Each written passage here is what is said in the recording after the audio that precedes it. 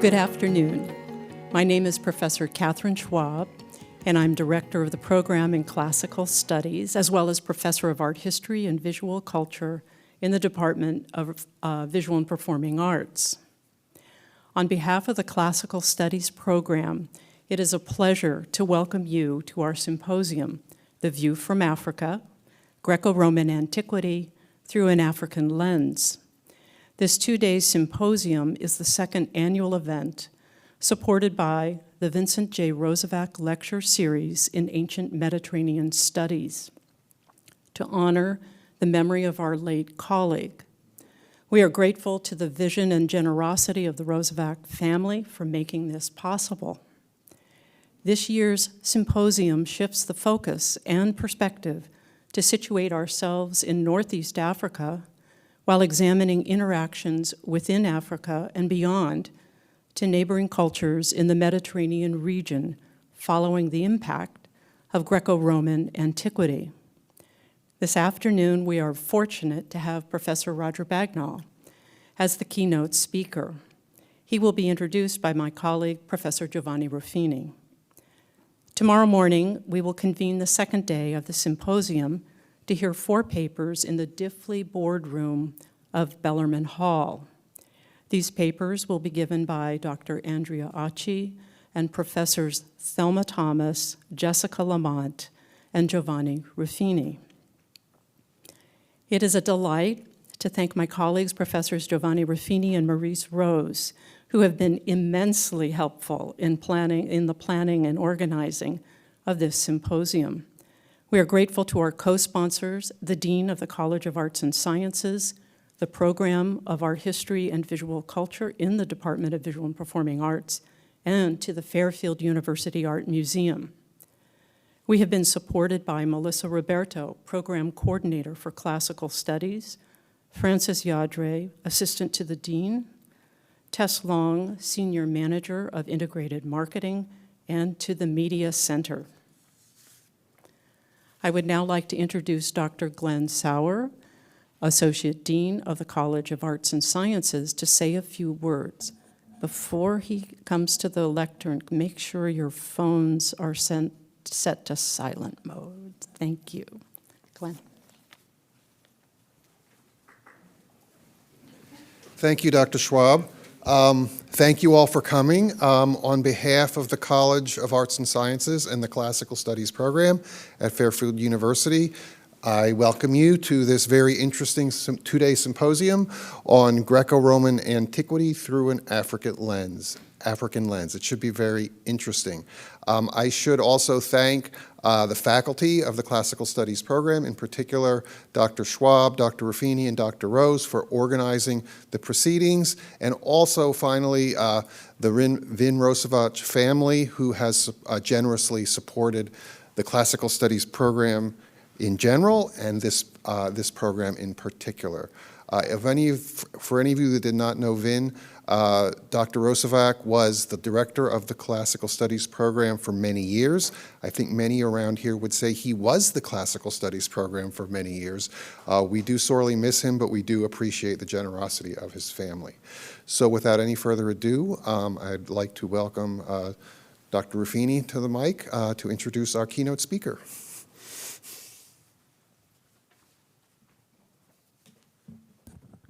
Thank you, Dean Sauer, and thank you, Professor Schwab. You deserve all of the credit for organizing this event. You've done a wonderful job, a lot of hard work. Now to our main speaker. In some circles, Roger Bagnall is the proverbial man who needs no introduction. If you look at his CV, it's easy to see why. His most recent publication list includes no less than 45 books and 248 articles. With a list this long, it's really hard to know where to start, but his most famous works include Egypt in Late Antiquity, 1993, The Demography of Roman Egypt, 1994, Reading Papyri, Writing Ancient History, 1995. You were on a hot streak there a bit in the mid-90s. Women's Letters from Ancient Egypt, 2006, and my personal favorite, a real page-turner, Ostraca from Trimithis, Volume 1, 2012. No comment. With the possible exception of that last book, these are all remarkably big picture works for someone who started his career in 1968 with an article titled An Order for Nails. We're still waiting for the sequel. There is a larger point here to this list. Most of us find one thing and we land on it and we make a career out of it. Roger Bagnall finds something, lands on it, makes a career out of it, and then 2 years later moves on to the next thing. With a BA from Yale and a PhD from Toronto, he was for many years a professor of classics and history at Columbia University, where he served as the dean of the Graduate School of Arts and Science and the chair of the departments of classics, English, and Italian. They're still trying to figure that last one out. He later became the founding director of the Institute for the Study of the Ancient World at New York University, a position he held for a decade before he retired so that he could, as he once put it to me, start getting some real work done. At both universities, he led the groundbreaking archaeological excavations of the Roman city of Trimithis in Egypt's western desert, a site which teaches us much about life in the late Roman provinces. We are fortunate to have Roger Bagnall here today to talk to us on the subject of Egypt, Africa, and their wider context. Please join me in welcoming him. Thank you, Giovanni, and thank you all for being here. The last time I was here, I think was for a class of Giovanni's, and we had a lot of good discussion after that, so I want to encourage you to be thinking as I talk about questions you might want to ask or points you might want to bring up when I'm done. Years ago, I got a call from the Institute on Western Europe at Columbia University asking for a copy of my curriculum vitae. When I asked why, I was told that they intended to include me in a list of faculty working on Western Europe. I told them that ancient Greece and Rome were not part of Western Europe, and Egypt certainly wasn't. I don't think I said aloud, although I thought, that their request was a blend of ignorance and imperialism. Today, probably only malign political actors would try to present the ancient world as a straightforward part of Western civilization. To be sure, plenty of ancient historians still write about Athens, Sparta, and Rome as if they existed in a separate world, with no need to look more broadly. But such approaches have been obsolete for a century or more, and today the most interesting action is elsewhere. That is not to say we have entered some kind of golden age. For one thing, when we try to integrate the study of the Mediterranean world with that of Western Asia, Arabia, and Africa, we encounter at once the challenges posed by the political and security realities of our time. Archaeological or archival fieldwork in many of the countries in the region is difficult or impossible, and war has destroyed or dispersed monuments and collections in several countries. Internal security problems have left ancient sites at risk, even in those places mostly at peace. Political instability has made all planning difficult. Expertly trained scholars in many countries have been killed, driven into exile, or removed from their positions. None of this excuses us from remaining engaged with and supportive of the institutions and scholars in these countries, but we also have to accept limits on what we can do to help.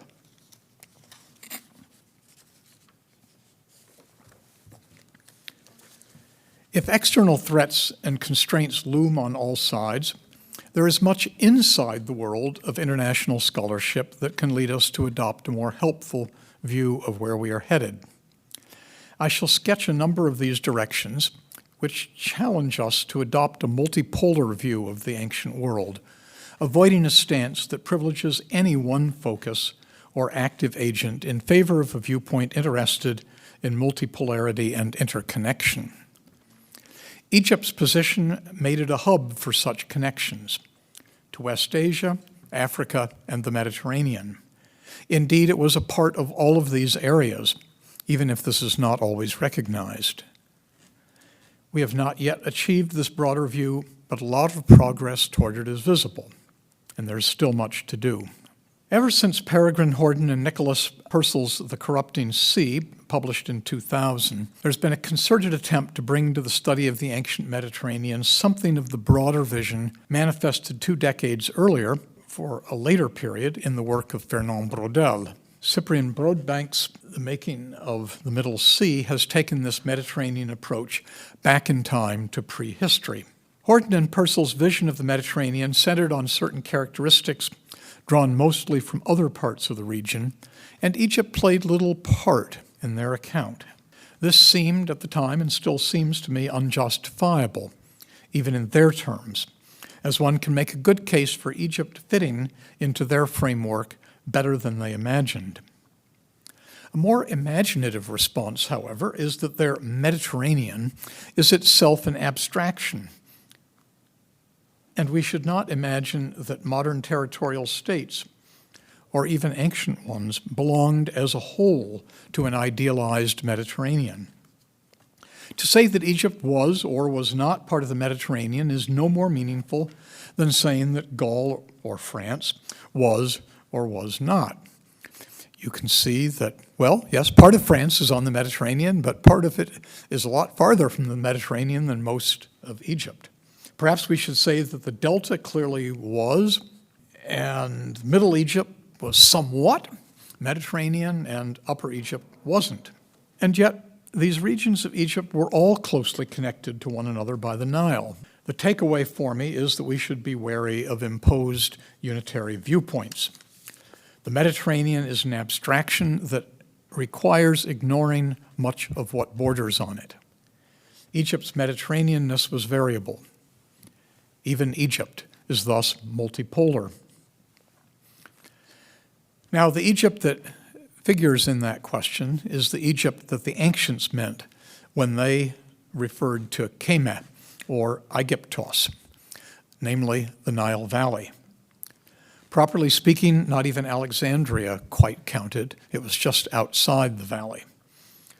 But the archaeological exploration and papyrological editing of the last few decades have brought into focus areas that today are part of the nation-state of Egypt, but did not fit into the ancient concept, even if they were governed as part of it. By that I mean the eastern desert and the oases of the western desert.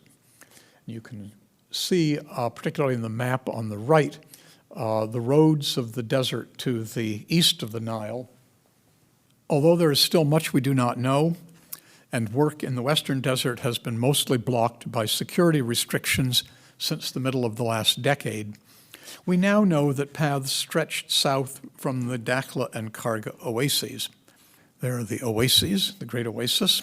These are roads that were not perhaps very well developed in antiquity. It was, we think, only in medieval times that they really became major conduits between Egypt and the southern part of the Sahara.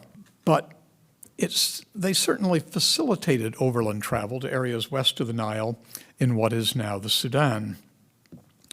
Such travel was expensive, it took a long time, it was difficult, and it could be justified only by a compelling state interest, or by a necessity to avoid the Nile's course, or by the transportation of extremely valuable materials.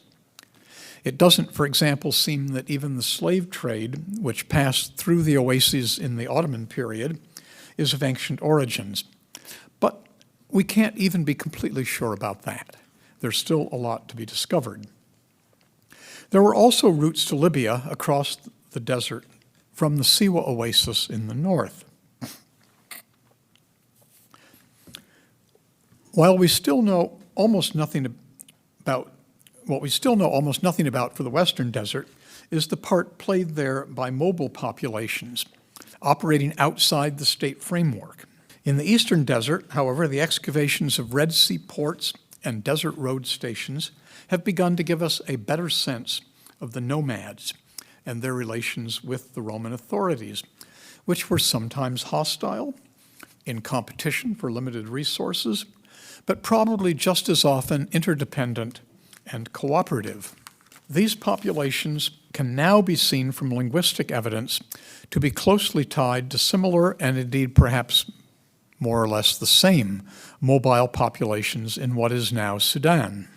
There was no meaningful frontier in the Eastern Desert, no customs stations to go through, no Transportation Security Administration to worry about, no immigration officials.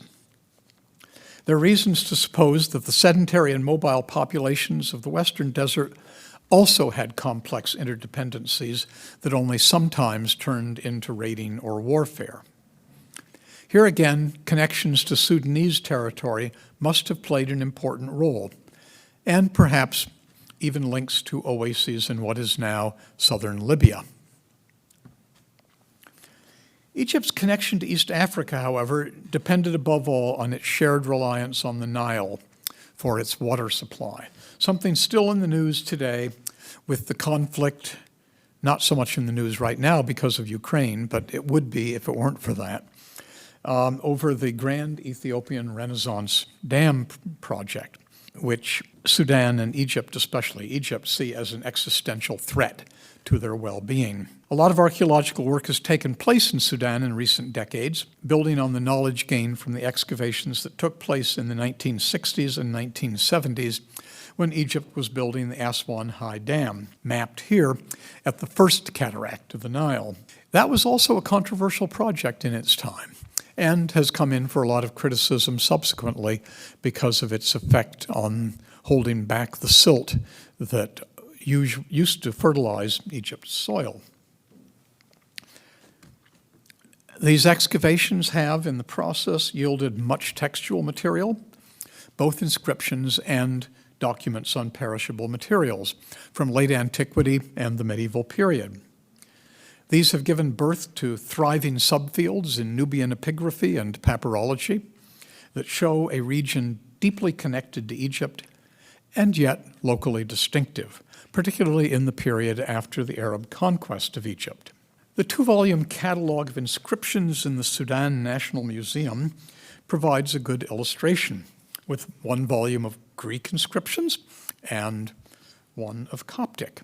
The Greek inscriptions are almost entirely Christian epitaphs, but there are two inscriptions from kings of Aksum in what is now Eritrea. The Coptic inscriptions are also largely funerary, but include some foundation inscriptions. Again, they come from the culture of Christian Nubia.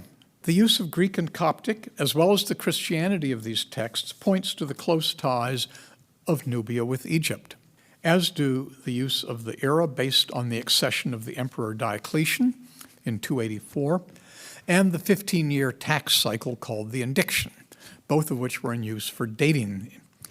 And yet there is much localism along with these, both substantive and what the editor of the Coptic inscription calls formal peculiarities. At the same time, the continuing but still incomplete publication of the texts on paper from Kasr Ibrim, a site on the Nile, you can see it in the upper part of this slide, in Lower Nubia, has made it possible to begin writing social and economic history, as in Giovanni Ruffini's monograph on medieval Nubia. These texts are written in several languages, including both Old Nubian and Arabic, and the relationships among these bodies of evidence remain to be investigated in detail. Although Kasr Ibrim today lies in Egyptian territory, it was a regional capital of the independent Nubian kingdom of Dotawo, whose power extended as far south as central Sudan, to quote Ruffini. It thus looks both ways. On the one hand, Christian Nubia appears in this lens as a Mediterranean society, with a significant degree of continuing cultural Hellenism, deeply connected to the outside world. This fact implies the importance of the Nubian material for interpreting the wider scene, not only of the importance of the larger context for interpreting the Nubian finds. On the other hand, we should not forget that Ibrim's main orientation was to the territory to its south, of which it was the capital. Nubia's African role was already visible in the 4th century in its ties to Aksum, as the work of George Hatke has shown, and its elite claimed a connection to the powerful Kushite kingdom of an earlier period. For those earlier periods as well, both newer fieldwork and the re-examination of how earlier archaeologists and art historians interpreted their finds have led to a view that foregrounds the originality and agency of the ancient kingdoms of the Upper Nile Valley, rather than seeing them as derivative and inferior dependencies of Egypt. Much of this rethinking, perhaps surprisingly to some, has been driven by Egyptologists, who have worked to correct the implicit and sometimes explicit bias of their predecessors, who were looking at Egypt from a European colonial point of view. Perhaps ironically, some of the re-examination has also been led by those Egyptologists who have found Sudan an easier environment for field work than Egypt in the last decade. One can only hope that the wobbly political transition now underway in Sudan will keep that country a fertile zone for archaeology. The horizons of East Africa were not limited to Egypt, and its connections were not only up and down the Nile corridor. One of the most exciting areas of scholarly progress in recent years has been the development of studies of South Arabia and of its close ties, particularly in late antiquity, to what is now Ethiopia and Eritrea. Although fieldwork has been and remains difficult or indeed impossible in much of the region, or excavating in Yemen is not recommended at the moment, many articles and books on the inscriptions and history of what is today indeed mostly Yemen have shown just how close and violent its connections to the Aksumite kingdom on the other side of the Red Sea were, with periodic attempts by Christian Aksumite rulers to control a South Arabia governed by a Jewish dynasty. Glenn Bowersock's The Throne of Adulis has traced this relationship in a highly accessible fashion. The Red Sea was not a boundary, as it looks on modern maps, but a highway and a battleground. And this was true already centuries earlier. We now know that the Romans had, for a time, a garrison in the Pharisson Islands in the Red Sea in the 2nd century. Now a marine sanctuary, but that isn't what the Romans thought of it. We do not yet know exactly what the implications of this presence were. The complex chronology of the tug-of-war for dominance in the region and the need to think of the area on both sides of the Red Sea as a single zone force us to abandon any notion of these as separate worlds. They also remind us that Africa cannot be treated as an undifferentiated area or idea, any more than Egypt or the Mediterranean can. Africa is a complex continent of vast size, with very different ecologies, economies, and histories across its span. We must not essentialize it either. Aksum, on the African side, and Himyar, the state located in what is now Yemen, moreover, were not simply a two-part invention. They were embedded in a larger world of navigation and trade, encompassing not merely the Red Sea, but the world of the Indian Ocean. The trade between India and the vast zone I've been talking about, Egypt, East Africa, South Arabia, Western Asia, the Mediterranean, has been the subject of an enormous outpouring of studies in the last couple of decades, some of them extraordinarily rich in bringing to bear multiple types of evidence from a long chronological horizon, as in Federico de Romanis's remarkable book on the Indian trade with Rome. It has become increasingly clear that connections across the Indian Ocean were not new in the Roman period and did not end with it, and that many actors and places played roles at different times. Most of the inscriptions in the cave on Socotra, off the coast of Yemen, a place I despair of ever getting to visit, I have to say, are written, most of the graffiti are written in Indian scripts. You see some examples of them here. More and more it is being recognized that this was not a trade driven from the Mediterranean, but one in which the agency of merchants and shippers in India and other lands along the route was paramount. The discovery just this winter at Berenike on the Red Sea coast of a magnificent Buddha head reinforces this realization. All of this is a bit dizzying, I have to confess, even disconcerting. Once we decenter a particular nation or region, how do we manage to do scholarly work at all? Any impression that I may have inadvertently given in the last 20 minutes or so of keeping up with scholarship in all of these areas is entirely bogus. That really is not possible, especially if one wants to make any contribution of one's own, rather than simply sitting and reading all the time. No one can learn all the relevant languages so as to work with the texts in their original tongues. And once we accept, at least in principle, that we cannot limit ourselves to a narrow chronological period without missing important information, the universe of what we need to know and read grows enormously. To do global history, and that is, in a way, what we are talking about, is not a simple matter. And yet, if we are to be able to look at the world from any one viewpoint, whether that of Africa or any other, we need to contextualize it with the surrounding standpoints as well. Understanding East Africa implies, at a minimum, and just to take late antiquity as an example, a sense of things in Egypt, Arabia, the Indian Ocean, Byzantium, and even Persia. Let's shift now from the geographical axis to look at some other lines of development in the study of the ancient world to see how they affect the challenge that I have described. I'll do this from the point of view of the study of ancient documents, but these directions are not unique to documentary studies. They are equally in play for literature and archaeology. One is the digitization of resources.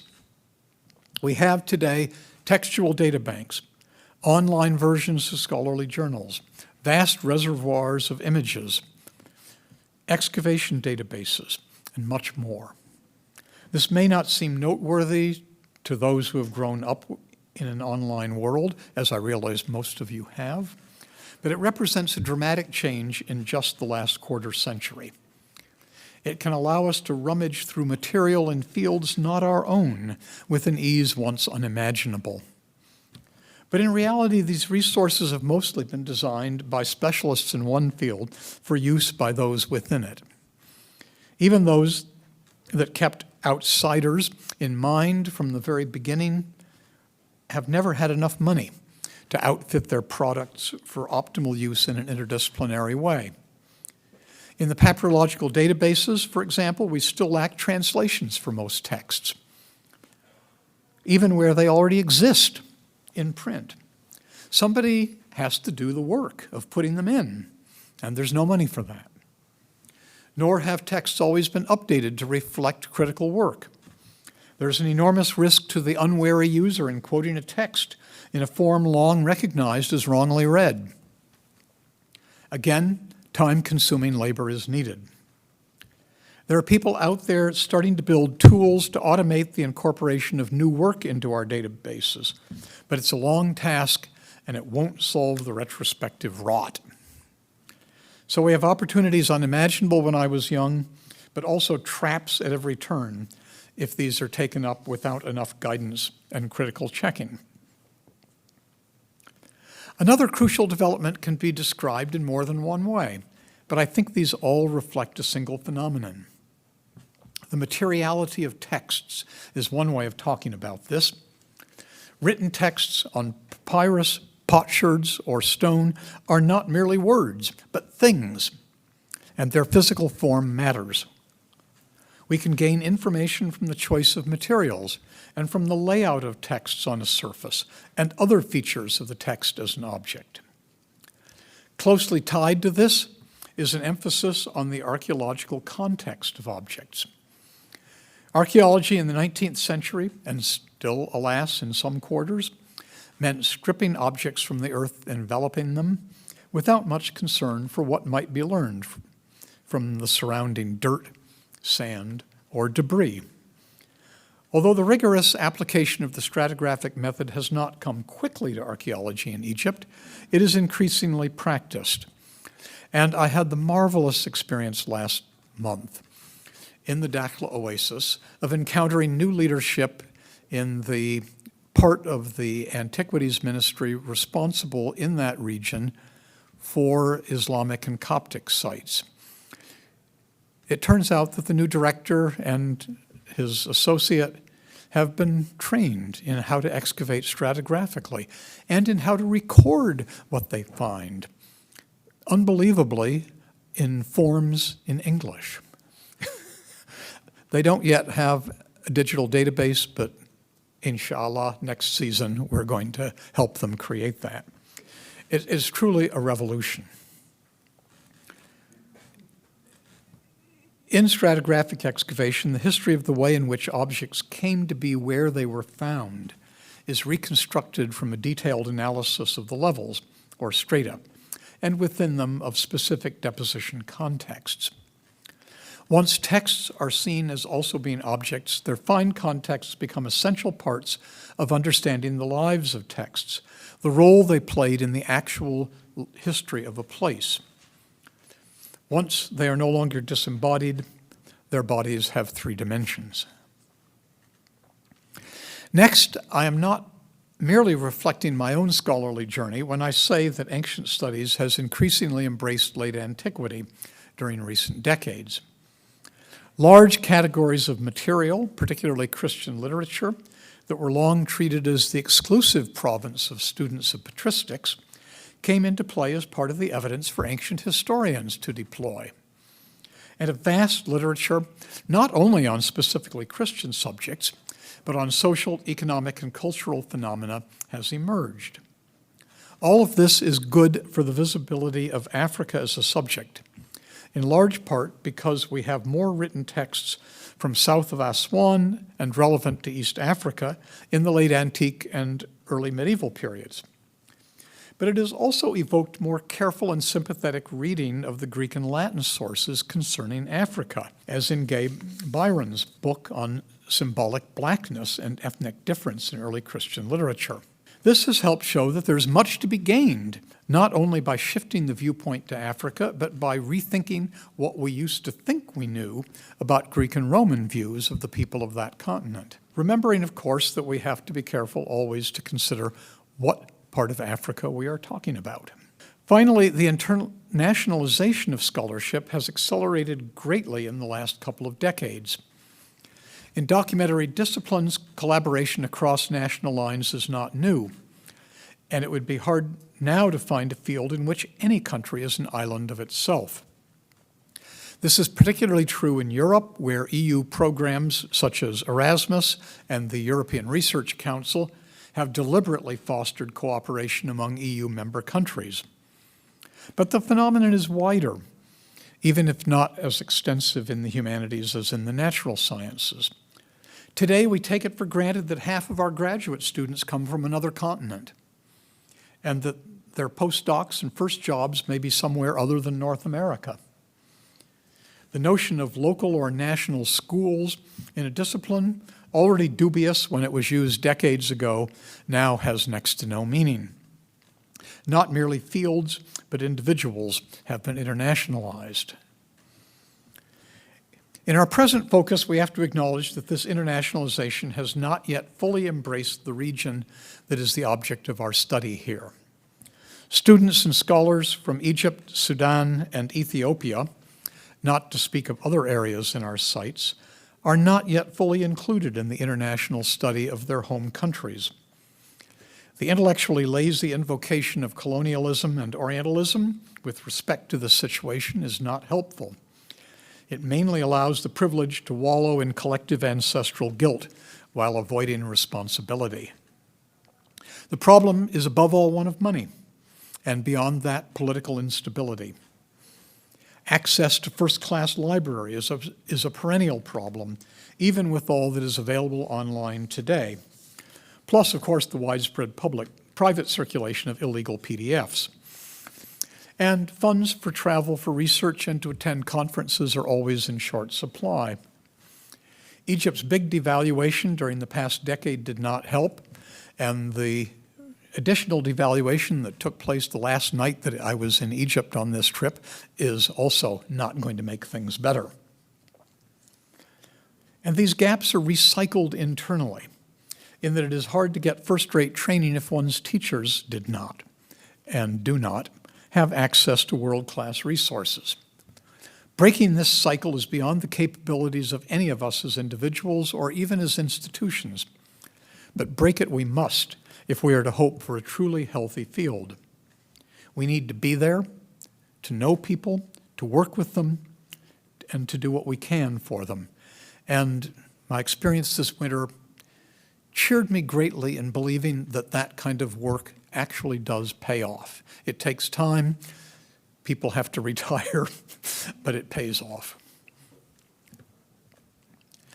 It is hard at times to know whether it is the challenges or the opportunities for the study of Egypt and Africa posed by all of these developments that are the more imposing. I'd like to turn now to look at a case in which many of these elements came together to exemplify the kind of work that is possible. That is the Eastern Desert Project, long led by the French scholar Hélène Couvigny.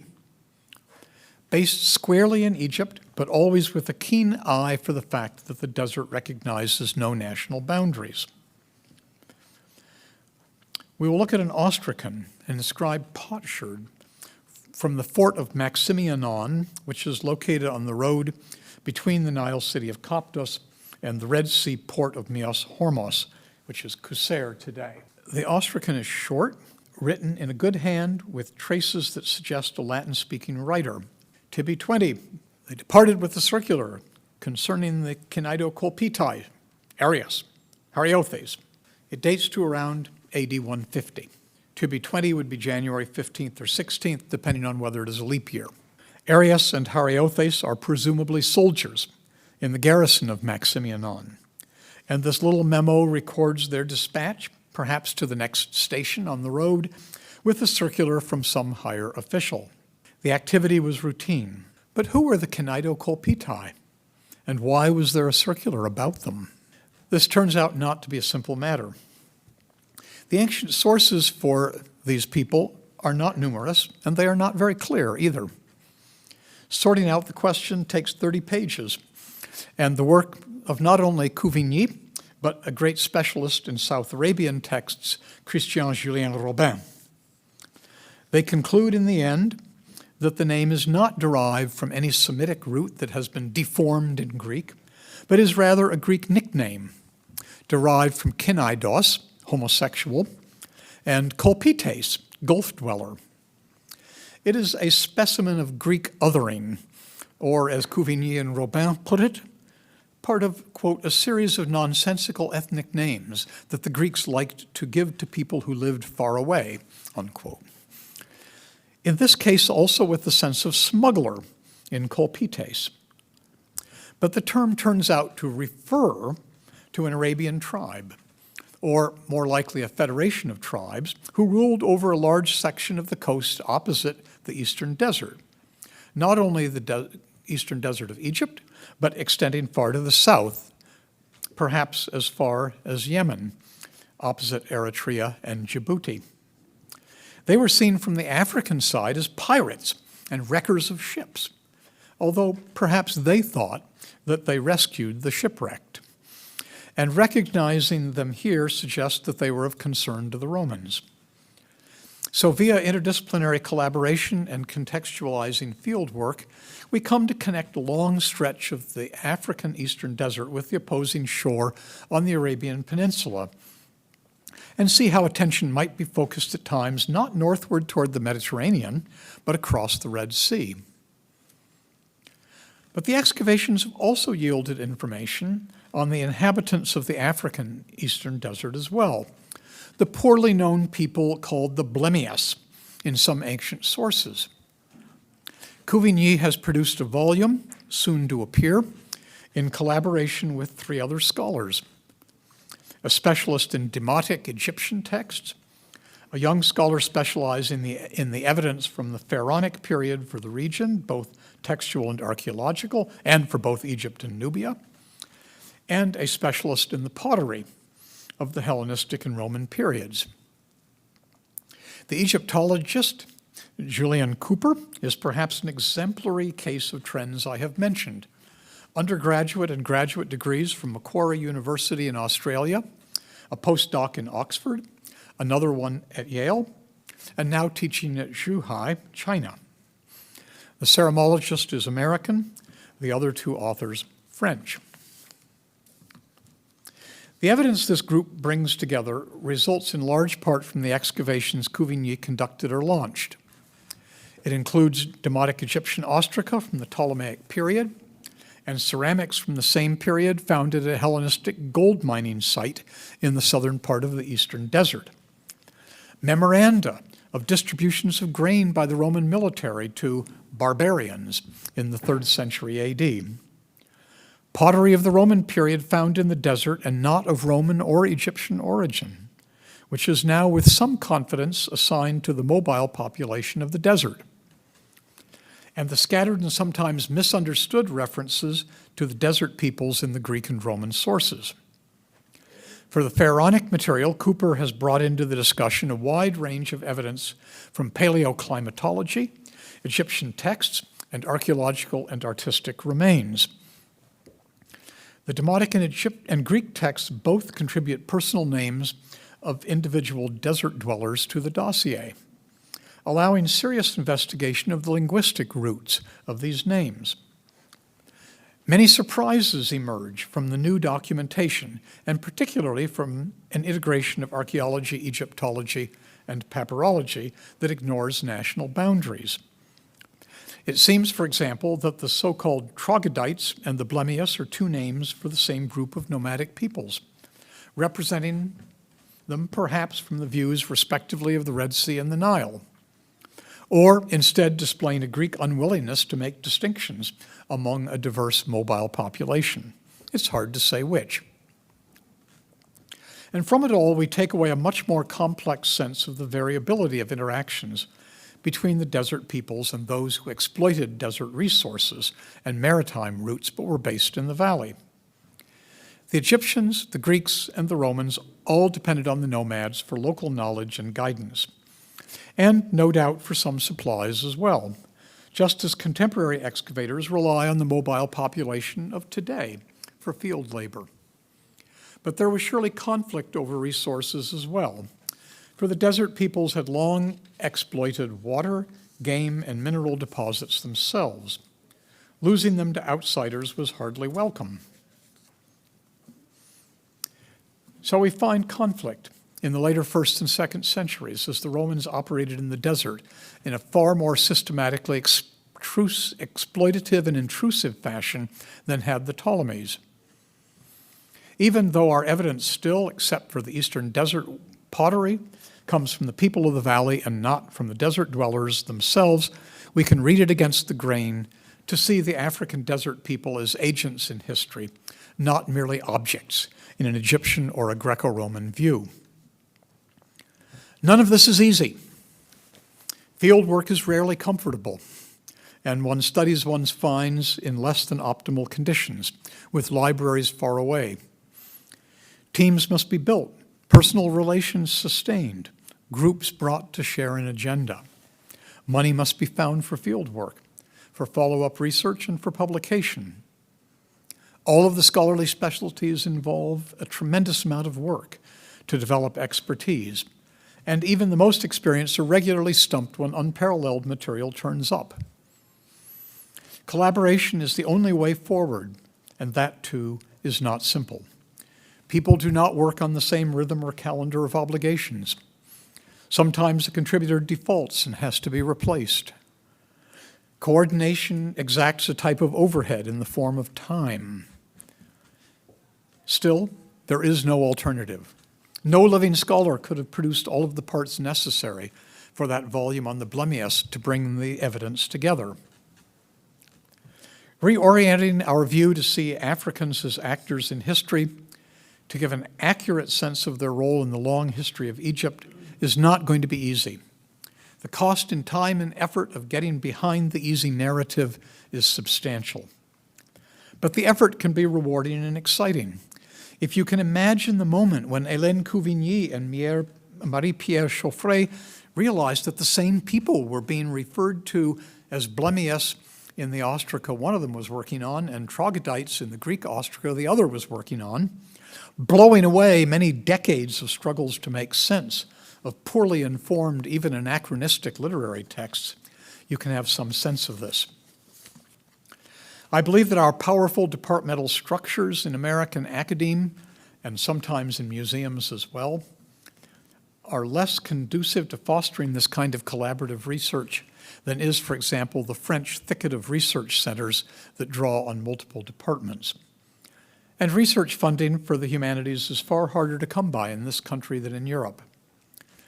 But this just challenges us to create our own collaborative networks, where institutions do not hand them to us ready-made, and to build our own networks across national boundaries. I was lucky enough to spend the last decade of my working life in a new institute that aimed to create an environment that fosters such collaborative work. But even without that, the challenge is not insurmountable. Thank you. Thank you so much, Professor Bagnall. My question is both specific and methodological. For example, the slide you showed with the graffiti from Socotra, how do you go from working with documentary text like that to thinking about the people? People writing Greek in a cave on Socotra, are they Greek? Are they multilingual people from any number of places in the Eastern Mediterranean? How do you work from these objects and text to restoring the people, the agents behind them? Yes, that is the challenge, isn't it, for people in my line of work. It is very difficult, and sometimes one is not successful at it. There are texts like private letters that give us some sense of the feelings of the people writing them, although because they were often read by strangers, they're not always exactly bearing their souls to the world. In other cases, one has to look at much smaller clues. What was people's spelling like? When you read their Greek, does it suggest that they really knew the language well? Or maybe their Greek was their second language, and you have to try to figure out what might have been their educational level, which would then tell you something about their social and economic background. But the clues are kind of all over the place. Here, for example, with this Ostracan, as I mentioned, the handwriting doesn't really look like a typical Greek hand of the period. It has some Latinate features. And Areothes is misspelled, suggesting that the writer maybe didn't hear it quite right. That the syllable of that epsilon there wasn't accented. And he didn't actually know that ought to have been an upsilon. So there are little clues like this that are scattered through it. But it takes reading the text very, very carefully and with the context of having looked at an awful lot of other texts. The problem is, of course, that when you do this kind of close reading of the text, it's enormously time and effort consuming. And it's the enemy, in many ways, of being able to step back from one's métier and look at the broad picture. Combining the two is, as I say, the kind of thing you need help on. So it's really a good thing if one has colleagues who know things one doesn't. And of course, one always has colleagues who know things one doesn't. You just need to talk to them. Thanks for the talk. It was fascinating. I came prepared thinking, well, I'll ask him a question about the Mediterranean and Brodel, and I'll be very impressive. You dispatched with that immediately. So, but I thought it was very interesting, the point about the Mediterranean being an abstraction, and certainly in the humanities, you're absolutely right. We do tend to jump from one abstraction to another. I work in British and Irish studies, and I've found that, thinking about the Atlantic is one very large and popular model, but the one that's been more illuminating for me is thinking about just the Irish Sea and the North Sea and the role of those two as connective waterways in the period, between from the Celtic to the Roman and their connection to the Scandinavian and Germanic peoples. And it really deconstructs that region, but in a very local way. And I was thinking about that when your comments about the Red Sea being a highway. And so, the Red Sea is not really an abstraction then, but it's a way of deconstructing at the local level and seeing. It seems that waterways in that area of the world would be in particular important in that way, right? That the smaller waterways would be relevant. Are there other, does that make sense? Yeah, sure. The obvious one is the body of water, depending on your nationality, referred to as the Persian Gulf or the Arabian Gulf, which clearly has a similar function that we're only beginning to understand as archaeology in the UAE develops. And we got a sense that it was by no means empty. And perhaps even parts of the coast of Saudi Arabia. And of course, yes, there are, the Indian Ocean is a much larger body, of course, is the parallel to the Atlantic. And on the other side of the Atlantic, I think that the Caribbean has very much the kind of role of a more limited body like the Irish Sea or the North Sea, or for that matter, the Baltic. Right, that yes, these seas do create zones. And in the Caribbean, of course, you're dealing with a vast archipelago of islands which don't have great deep hinterlands, unlike the continents. So that as a communication environment, it's fantastic. I don't know if you've seen the great book, The Common Wind, by the late Julius Scott, which looks at the knowledge of enslaved peoples in the Caribbean in and around the time of the Haitian Revolution. Fantastic study. And of course, that material penetrated at least to the coasts of North and South America as well. But again, the question with all of these is, when you're not dealing with islands where everybody was within a couple of days' journey of the sea, how deeply does the impact of the sea get into the continental mass? And, it's clear that if you are on the upper Nile, it's the Nile and not the Red Sea that is your point of reference. Yeah, wonderful lecture. Again, sort of going off this idea of the ways that waterways shape these cultural boundaries. I was really interested to hear about these oases and the connections between them, as well as the sort of cultural boundaries that you'll see between the civilizations that grew around the Nile Valley and the Axumites, the people in Kush and along the Red Sea. Do you think that radiating outwards from the Nile Valley is generally the way to look at these cultural distinctions, as opposed to something more akin to Upper Egypt and Lower Egypt, and the area bordering Upper Egypt and the Red Sea? Yeah, that's a good point. Certainly there were roads radiating out from the Nile Valley to anywhere in the desert where it was possible for anybody to live. The oases on the one side and the many, many stations in the eastern desert where water was closer to the surface and it was easier to dig a well. And that kind of radial effect goes back thousands of years in Egypt. Although it became much more powerful in the Roman period, as well, already starting in the Persian period with the arrival of the camel in the western desert, because it became a lot easier to travel across the desert and without carrying a lot of water with you. So that sort of opened things up and made the impact of the valley greater. But even in the New Kingdom, the priests at Thebes were driving religious developments in the Dakhla Oasis. So that kind of outward radiation from the valley is an old phenomenon, even back in the days when you had to get there by donkey. So yes, I think there's quite a lot of that.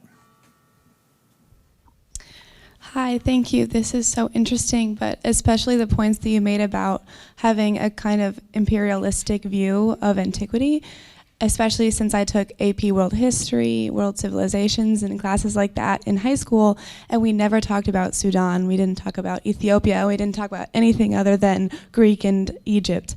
And I'm beginning to wonder if these findings and your work regarding other parts of Africa and aside from Egypt along the Nile, do you think that's going to trickle down to lower education or kind of change the way that our education system is teaching antiquity anytime soon, or is that going to take a little bit of effort? Yes, indeed. I hope so. Egypt, once you get, Africa, once you get south of Egypt, or too far west of the Nile Valley, has never really seemed to be part of the ancient world, certainly in the way I was trained, even in the way my students were trained. And that's partly because of the fact that we just don't have texts from these areas. But if we can move a bit away from a text-centric view of things, there is material culture, there's archaeology. And it is possible to do this. In fact, sub-Saharan Africa is probably the next major area that the institute that I was director of ought to make a faculty appointment, recognizing this fact. And there have been conversations about this. The fact that we don't actually have any empty offices is a hindrance, but or money. But anyway, it's definitely an objective. And I think the same is true of lots of other areas that never figured as well. That history has been so text-centered, so reluctant to let go of that as a security blanket, that it's been very hard to deal with other areas. But I think that is changing.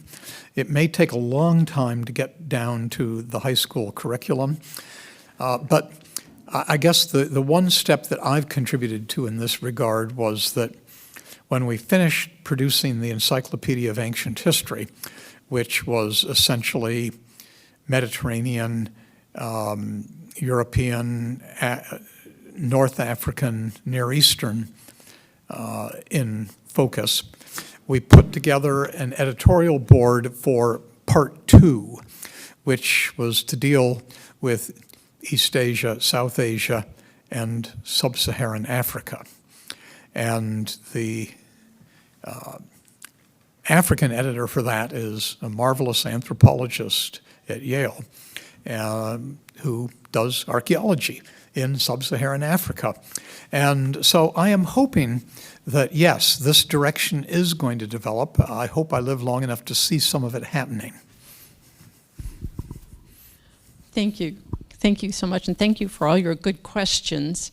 I think we've come to the end. We probably would love some dinner at some point, yes? At some point, but, So let's give Professor Bagnall one more round of applause. Thank you so much.